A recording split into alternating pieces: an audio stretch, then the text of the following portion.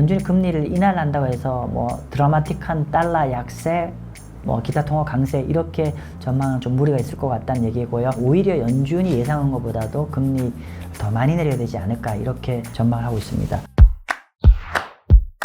네, 안녕하세요. 마경원입니다. 지난밤에 드디어 연준이 금리 인하를 했죠. 그리고 금리 인하한 게 거의 한 4년 만에 금리 인하를 해서 이제 좀 시장에는 굉장히 중요한 시사점을 주는 것 같습니다. 그래서 오늘은 이번 시간에는 이 연준 금리 인하 전망 좀 어떻게 바라봐야 되는지 좀 설명을 좀 드리도록 하겠습니다. 자, 일단은 금리가 연준이 이제 시장의 예상과 조금 달리 50bp 금리 인하를 했죠. 50bp 금리 인하를 했고 그리고 이제 점도표상 보면은 이전에 6월 달에 금리 인하 전망보다도 전반적으로 한 75bp 정도 금리 인하를 했습니다. 원래는 6월 달만 하더라도 금년 말까지 5.125 전망을 했는데 이거가 금년 말까지 4.375까지 금리를 인하를 할 거로 전망을 했고요. 내년 말까지도 원래는 4.125 전망이 됐었는데 여기 한 75bp를 인하를 해서 3.375%로 금리가 인하될 거로 전망을 했습니다. 이 얘기는 뭐 워낙에 많이 보셨으니까 제가 생략하고 넘어가고요. 그 다음에 성장률 전망도 기존의 2.1%에서 2.0으로 뭐 0.1% 떨어졌지만 사실은 큰 그림에서는 2%를 지키는 수준의 전망이 동의를 하다는 걸 보시면 될 것 같고요. 사실은 이번에 가장 좀 주목해야 될 내용 크게 두 가지죠. 실업률과 인플레이션 전망을 좀 주목을 하셔야 될 것 같은데요. 일단은 실업률이 기존에 금년 말까지 4%, 내년에 4.2, 4.1 이렇게 전망을 했는데 연준에서 이번에 실업률 전망을 좀 꽤나 큰 폭으로 좀 올렸습니다. 그죠? 4%에서 금년 말까지 4.4까지 올라갈 거라 전망을 했고요. 한 0.4 올렸고요.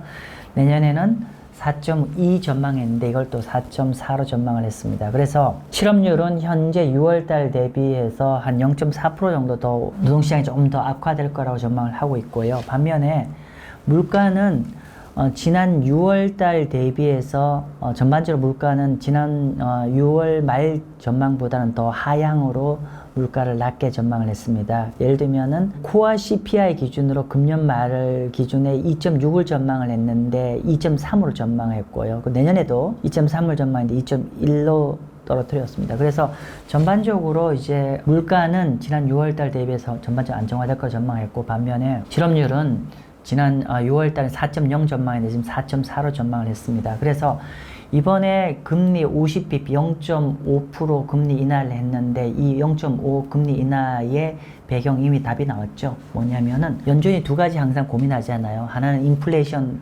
리스크 그리고 고용이 둔화되는 이 리스크를 했는데 지금 오늘 점도표에서 보시는 바처럼 이제 인플레이션 리스크는 굉장히 좀 줄어들었고 반면 고용에 대한 리스크가 굉장히 좀 커졌다.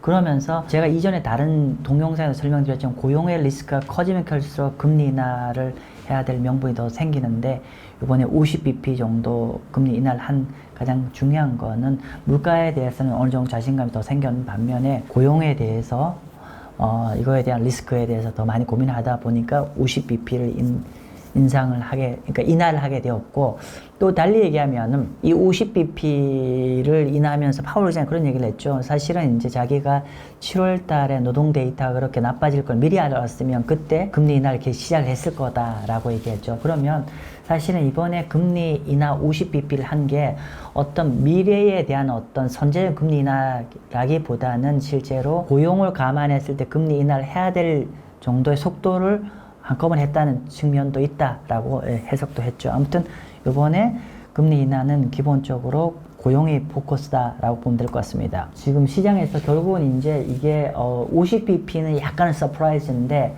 사실은 50bp 처음에 금리 인하를 했을 때는 주식시장도 꽤나 랠리가 가고 또 반대로 국채금리 좀 내렸었는데 결국은 파월 의장이 인터뷰를 하면서 랠리가 갔던 주식 다시 꺾이고 금리는 좀 다시 재차 상승을 하게 되었습니다. 그렇게 됐던 이유는 뭐냐면은 파월 의장이 사실 어떻게 보면은 요번에 금리 인터뷰를 하면서 50bp는 굉장히 도비시하게 한 내용이지만 사실 파월 의장이 했던 거는 이게 50bp 금리 인하가 앞으로 이런 방식으로 이런 속도로 갈 거다라고 얘기한 것도 아니고 그리고 또 우리가 데이터 디펜던트라도 얘기했고, 그죠? 그러면서 또 게다가 연준 로드맵이 지금부터 연말까지 50bp 정도 금리 인하를 할 거로 점도표 나왔죠. 그러다 보니까 전반적으로 연준의 50bp를 금리 인하를 한 거는 어떻게 보면 도비시한 건데, 이 도비시한 거 반면에 인터뷰나 점도표를 보면 이건 또 오히려 호키시하다. 상대적으로 금리 인하를 덜 하겠다는 뜻으로 해석이 될 여지가 있다는 거고, 그래서 큰 그림에서는 이번에 연준 금리 인하가 과연 50bp 그대로 그 자체를 갖고 빅컷으로 해석을 해야 되는 건지, 아니면 그거보다는 이번 금리 인하 이후에 지금 연말까지의 어떤 향후의 로드맵을 봐서는 도비시보다는 호키시, 즉 금리를 시장 예상한 것보다 덜 인하는 쪽으로 해석이 되었다라고 말씀 좀 드리겠습니다. 그러면서 상대적으로 주식도 밀리고 채권금리 좀 올라온 연휴가 될 겁니다. 자, 요거는 주요 IB들 걸 한번 제가 간단히 서머를 했습니다. 서머를 해봤더니만 첫 번째는 이제 BOA 같은 경우는 재밌는 해석을 해놨어요. 호키시한 50bp 금리 인하에서를 했다. 지금 뭐냐면은, 그러니까 호키시라는 거는 금리를 덜 인하하는 거잖아요. 비록 50bp 빅컷은 했지만은 이후에 연말까 50bp 금리 인하라든지 파월 의장의 여러 가지 멘트를 봐서는 이건 또 반대로 호키시한 거죠. 그래서 이게 다소 매파적으로 해석이 될 거다. 즉 여기서 호키시와 도비시 헷갈리시면 안 된다. 도비시라는 금리 인하 앞으로 많이 할 거란 얘기고, 호키시는 뭐 금리 인하 그렇게 생각보다 많이 안 한다, 매파적으로 해석된다, 이런 뜻인 거고요.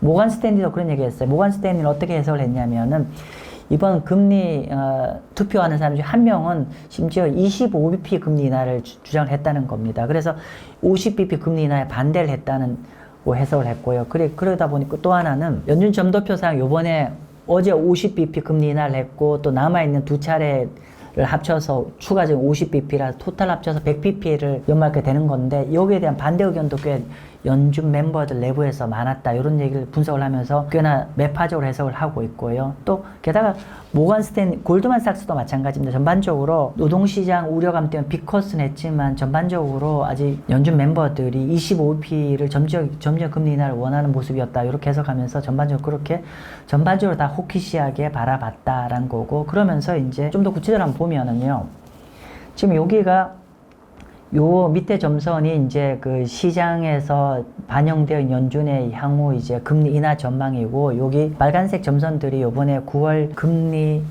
예상하는 투표했던 멤버들입니다. 그랬더니만 한번 요거 좀 중요한데요.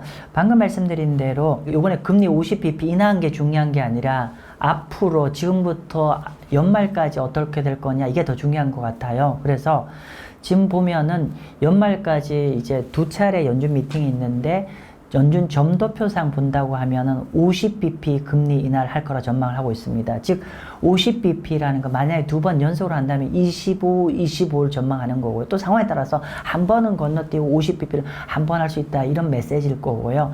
반면에 시장에서는 여전히 연말까지 한 81bp 정도 금리 인하를 전망을 하고 있습니다. 즉 시장에서는 한 번은 빅컷하고 한 번에 25bp 정도 하는 걸 시장을 전망하고 있다는 얘기고, 그래서 만약에 연준이 로드맵대로, 그러니까 25 합쳐서 연말까지 50bp를 그대로 진행을 한다고 하면은 시장에서 여기가 반영되어 있는 게 좀 과한 거 되겠죠. 과하게 됐다는 거는 결국은 이제 다시 연준의 로드맵대로 수렴하게 되면은 단기적으로는 시중금리 좀 올라갈 수도 있을 것이고요. 반면에 시장이 맞을 수도 있겠죠. 뭐냐면은 시장이 맞다는 거는 앞으로 두 번 남은 연준 미팅 중에 한 번은 50bp 금리 인하를 해야 된다는 건데, 50bp 금리 인하를 한다는 거는 지금부터 연말까지 어떤 리세션 우려감이 확실히 보이면은 그렇게 될 가능성이 있다는 겁니다.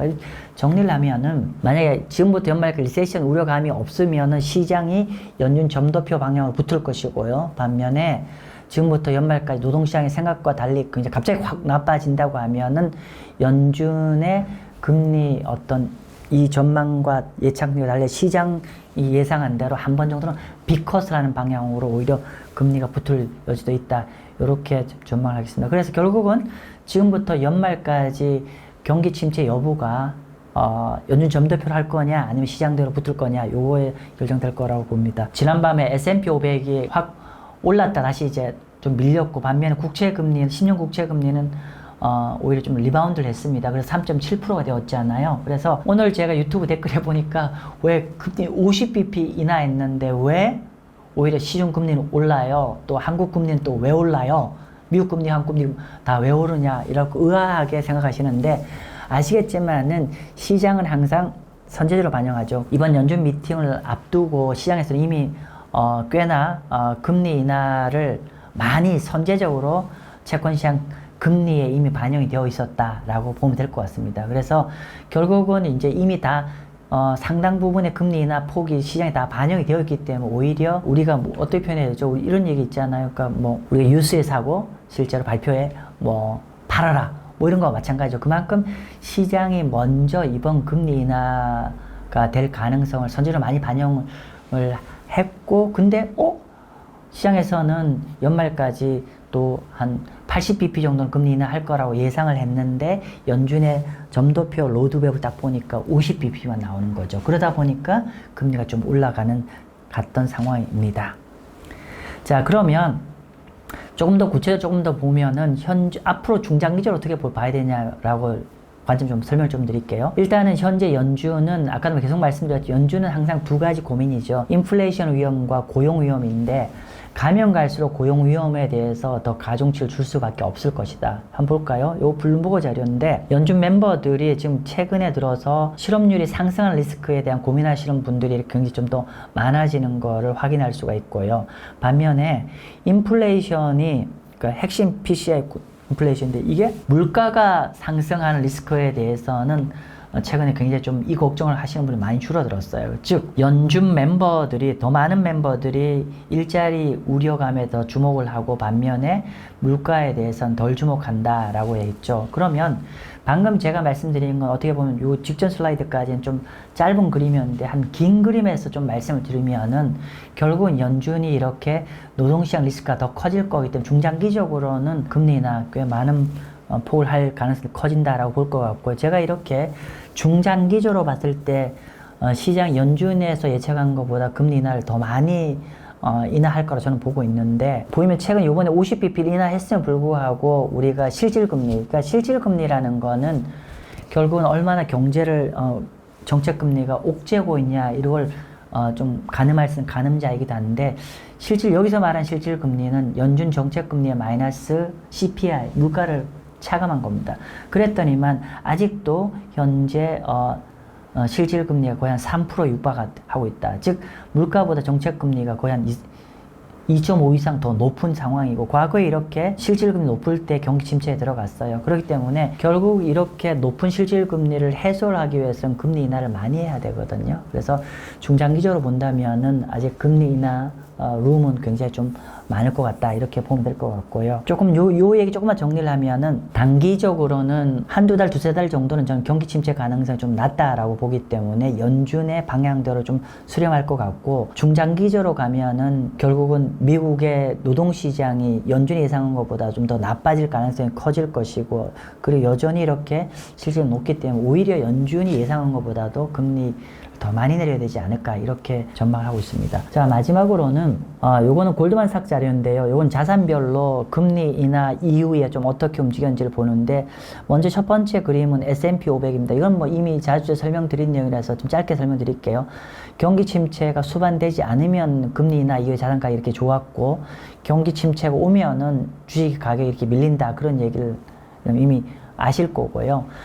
그 다음에 옆에 요 내용 뭐냐면 미국 2년 국채 금리입니다. 2년 국채 금리인데 뭐 경기 침체가 오든 안 오든 전반적으로 다 2년 국채 금리는 계속 갔었더라. 과거의 금리나 사이클을 보니까. 왜냐하면은 2년 국채 금리는 연준 금리와 굉장히 민감하기 때문에 연준 금리가 내릴수록 계속 내려간다라는 거고, 이건 당연히 2년 국채 금리도 이렇게 금리 계속 내려갈 거다는 얘기고요.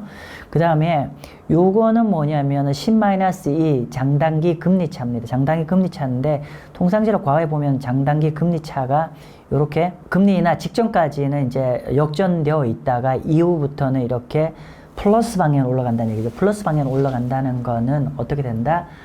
장단기 금리가 이렇게 장기 금리보다 단기 금리 더 많이 내면서 우상향으로 바뀐다는 뜻입니다. 그렇기 때문에 이렇게 우리 일드 커브 스티픈이라고 하죠. 스티픈 방향으로 더 갔었다는 걸 확인할 수 있고요. 그럼 마지막으로는 달러인데 댓글에 보니까 왜 연준이 금리 인하를 50bp인데 왜 달러가 약세를 안 갑니까? 라고 했는데 과거에 연준이 금리 인하를 했을 때 보니까 평균적으로 이렇게 보면 한 몇 달간 이렇게 플랫하게 움직였다가 중장기적으로 오히려 달러 강세로 국면으로 전환이 됐습니다. 왜냐하면은 결국 금리 인하라는 게 중장기적으로는 오히려 또 미국 경제를 좋게 하는 측면도 있기 때문에 그렇던 거죠. 그래서 연준이 금리를 인하를 한다고 해서 뭐 드라마틱한 달러 약세, 뭐 기타 통화 강세 이렇게 전망은 좀 무리가 있을 것 같다는 얘기고요. 오늘 제가 연준 미팅 마지막 클로징을 좀 하자면은 우리가 채권 투자자 입장에서는 어쨌건 간에 연준이 금리를 인하했다는 건 본격적으로 채권 투자하기에는 굉장히 매력적인 국면으로 이제 접어들었다라고 얘기를 해야 될 것이고 또 금리 인하를 했다는 거는 그만큼 매크로가 이제 좀 본격적으로 이제 좀 우려가 있기 때문에 거기에 대한 사후 어떻게 보면은 처방전을 내리는 게 연준 금리 인하죠. 그렇기 때문에 우리가 이제 큰 그림 한 1년 정도 보면은 이제는 본격적으로 채권을 투자하셔도 좋은 타이밍인데 단기적으로 보면은 아까 말씀드린 대로 그런 이제 우리가 시장과 연준의 괴리 이런 걸 감안해서 좀 투자하는 전략을 가지고 좀 투자하길 바랍니다. 어쨌건 간에 연준 금리는 채권 입장에서는 굿뉴스다라고 말씀 좀 드리겠습니다. 네, 감사합니다.